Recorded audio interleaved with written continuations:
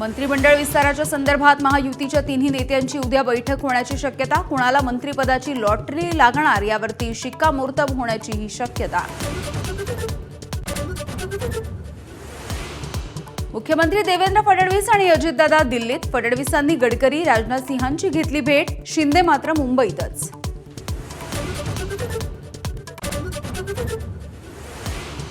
मंत्रिपदावरून शिवसेनेमध्येच धुसफूस असल्याची माहिती। काही माजी मंत्र्यांना आमदारांचा विरोध। सत्तार, केसरकर, तानाजी सावंत रडारवर।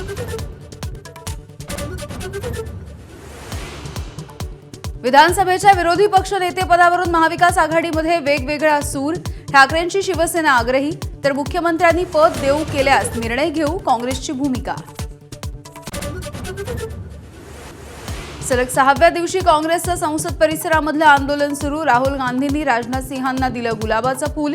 एनडीए खासदारांना गुलाब आणि तिरंगा देऊन काँग्रेस खासदारांची गांधीगिरी। दररोजच्या गोंधळामुळे संसदेच्या कामकाजाचा वेळ वाया। गेल्या 12 दिवसांमध्ये लोकसभेचं केवळ 18 तास तर राज्यसभेचं 22 तास कामकाज। दररोज 9 कोटी रुपयांचं नुकसान।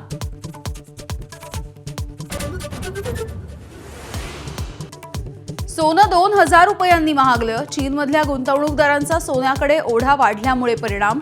सोन्याला आणखी झळाळी मिळण्याची शक्यता। नव्या वर्षामध्ये सलून आणि ब्युटी पार्लरचा खर्चही वाढणार, तर अंड्याच्या किमती सुद्धा वाढणार असल्यामुळे सर्वसामान्यांपुढे भाववाढीचं संकट।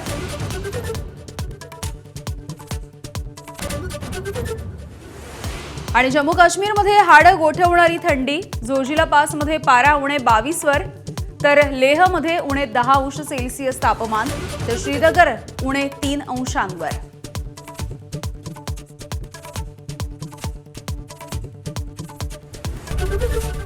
एबीपी माझा, उघडा डोळे बघा नीट।